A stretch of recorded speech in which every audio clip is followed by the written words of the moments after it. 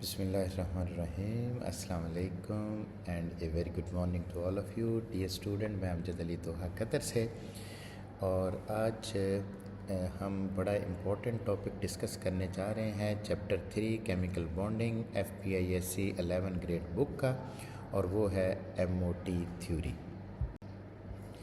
Molecular orbital theory जो है, इसका जो बेसिक कॉन्सेप्ट है वो मैं पहले आपको बता दूं। बेसिक कॉन्सेप्ट ये है इसमें कि एटॉमिक ऑर्बिटल्स पहले आपस में मिल के तो नए मॉलिक्यूलर ऑर्बिटल बनाते हैं, और वो मॉलिक्यूलर ऑर्बिटल दो टाइप्स के होते हैं, बॉन्डिंग मॉलिक्यूलर ऑर्बिटल और anti bonding molecular orbital. Bonding molecular orbital वो होते हैं जो लो एनर्जी वाले होते हैं, और एंटी बॉन्डिंग वो होते हैं जो हाई एनर्जी वाले होते हैं। अब मॉलिक्यूलर ऑर्बिटल थ्योरी में आपको एक तो बॉन्ड ऑर्डर फाइंड करना आना चाहिए।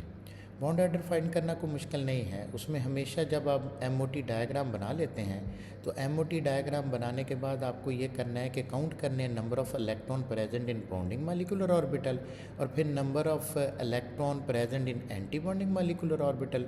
उन दोनों का डिफरेंस निकालना और 2 पे डिवाइड कर देना है, तो इस तरह से आपके पास आ जाएगा बॉन्ड ऑर्डर। बॉन्ड ऑर्डर का मतलब है कि किसी भी कोवलेंट मॉलिक्यूल में नंबर ऑफ़ बॉन्ड्स वो कितने हैं। तो इसमें फाइंड करने का ये तरीकाकार है। यहाँ मैंने आपको फार्मूला भी शो किया। तो अगर फॉर एग्जांपल हीलियम होगी, हीलियम के लिए बॉन्ड ऑर्डर 0 आएगा।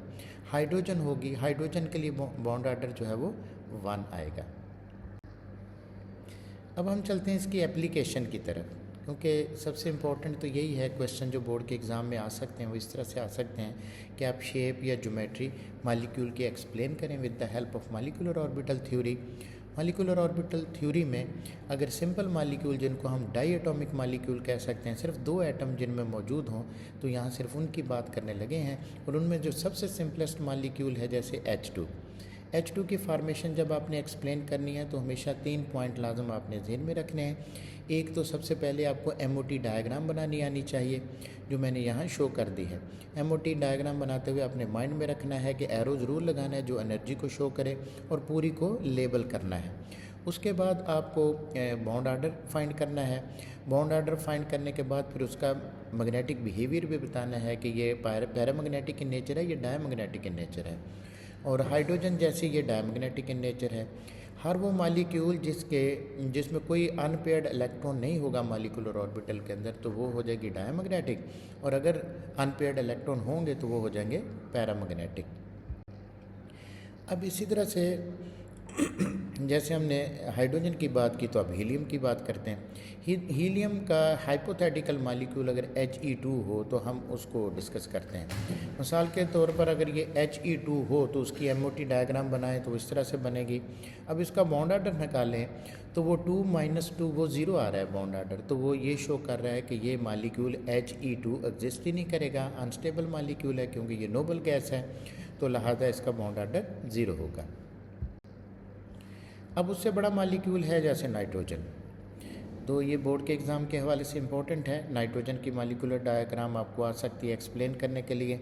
उसमें सबसे पहले तो एक सिंगल एटम जो नाइट्रोजन है उसकी इलेक्ट्रॉनिक कॉन्फ़िगरेशन हम लिखेंगे, जिससे हमें पता चलेगा कि एटॉमिक ऑर्बिटल कौन से होंगे। फिर उन एटॉमिक ऑर्बिटल्स को राइट लेफ़्ट पे लिख के डायग्राम बनाएंगे, एनर्जी लेवल शो करेंगे फ्रॉम लोअर टू हायर, और फिर उनके मॉलिक्यूलर ऑर्बिटल बना देंगे जैसे कि डायग्राम में शो हुआ है। और फिर उसके बाद अगर आप चाहते हैं कि मॉलिक्यूलर ऑर्बिटल कॉन्फ़िगरेशन लिखनी है तो वो डायग्राम को ही देख के आप लिख सकते हैं उसकी कॉन्फ़िगरेशन। जैसे सबसे पहले सिग्मा 1s2 आ जाएगा, फिर सिग्मा स्टार 1s2 आ जाएगा, फिर सिग्मा 2s2 आ जाएगा, फिर सिग्मा स्टार 2s2 आ जाएगा, और फिर पाई 2py2 आ जाएगा, इस तरह से। और एंड पे फिर बॉन्ड ऑर्डर निकालना है। बॉन्ड ऑर्डर निकालने का वही तरीका है कि number of electron present in bonding molecular orbital वो लिख लेंगे, जैसे कि यहाँ 10 बनते हैं। और इसी तरह से number of electron present in anti bonding तो वो मौजूद हैं, जैसे 4 बनते हैं, फिर 2 पे डिवाइड कर देंगे, 3 आंसर आ रहा है। 3 आंसर का मतलब ये है कि इसका बॉन्ड ऑर्डर 3 है, यानी N और N के दरमियान ट्रिपल कोवलेंट बॉन्ड होगा। और इसका मैग्नेटिक बिहेवियर की अगर बात करें तो देख लें वहाँ कोई भी अनपेयर्ड इलेक्ट्रॉन नहीं है मॉलिक्यूलर ऑर्बिटल डायग्राम में, लिहाजा ये होगी डायमैग्नेटिक इन नेचर। अब इससे भी एक इम्पॉर्टेंट मालिक्यूल है oxygen molecule examination point of view से, और इसकी भी अगर आ जाता है एग्ज़ाम में तो आपको क्या करना है, आप सिर्फ ये करेंगे कि सबसे पहले उसी तरह से एक एटम ऑक्सीजन का, उसका एटॉमिक नंबर 8 है, उसकी इलेक्ट्रॉनिक कॉन्फ़िगरेशन आपने लिखी। उसके बाद फिर आप एमओटी डायग्राम बनाएं। एमओटी डायग्राम बनाने के बाद और उसको पूरी तरह से आप लेबल करें। फिर आप ये लिखेंगे मालिकुलर ऑर्बिटल इलेक्ट्रॉनिक कॉन्फ़िगरेशन, वो डायग्राम को ही देख के आप लिख लेंगे। फिर आप बॉन्ड ऑर्डर फाइंड करेंगे। बॉन्ड ऑर्डर का वही तरीका है, number of electron present in bonding molecular orbital minus number of electron present in anti bonding molecular orbital. तो इसका आंसर 2 आ जाएगा। 2 का मतलब यही बनता है कि ऑक्सीजन में क्योंकि O2 डबल बॉन्ड है और तो 2 बॉन्ड मौजूद होंगे, यहाँ बॉन्ड ऑर्डर ने ये बता दिया। पैरामैग्नेटिक डायमैग्नेटिक बिहेवियर में अगर आप डायग्राम देखें तो डायग्राम में वहाँ पर पाई स्टार में और दूसरे पाई स्टार में एक एक इलेक्ट्रॉन मौजूद है, यानी अनपेयर्ड इलेक्ट्रॉन मौजूद हैं यहाँ, तो लिहाजा ये पैरामैग्नेटिक इन नेचर होगी ऑक्सीजन। तो क्वेश्चन अगर आए तो लाजम आप एमओटी डायग्राम, बॉन्ड ऑर्डर और पैरामैग्नेटिक डायमैग्नेटिक बिहेवियर को शो करेंगे। इंशाल्लाह ताला आपको पूरे मार्क्स मिल जाएंगे।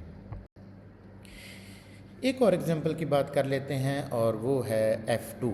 F2 की अगर बात करें तो F2 में भी उसी तरह से एक एटम F है और उसका एटॉमिक नंबर 9 है, उसकी कॉन्फ़िगरेशन लिख लें और एक साइड पे कॉन्फ़िगरेशन लिखें इनके एटॉमिक ऑर्बिटल की, दूसरी साइड पे दूसरे फ्लोरीन के लिए, फिर उनकी एमओटी डायग्राम बना दें।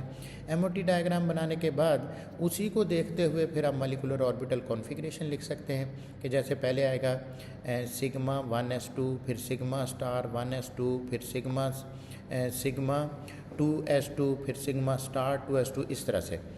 और फिर आप बॉन्ड ऑर्डर फाइंड कर देंगे तो यहाँ बॉन्डिंग मॉलिक्यूलर ऑर्बिटल में जो इलेक्ट्रॉन है वो 10 है, फिर इस तरह एंटी बॉन्डिंग में चेक कर लेंगे वो 8 हैं, डिफरेंस लिया फिर 2 पे डिवाइड किया तो यहाँ पर आंसर 1 आ जाएगा। 1 आने का मतलब ये हुआ कि नाइट्रोजन के दरमियान सिर्फ सिंगल बॉन्ड है।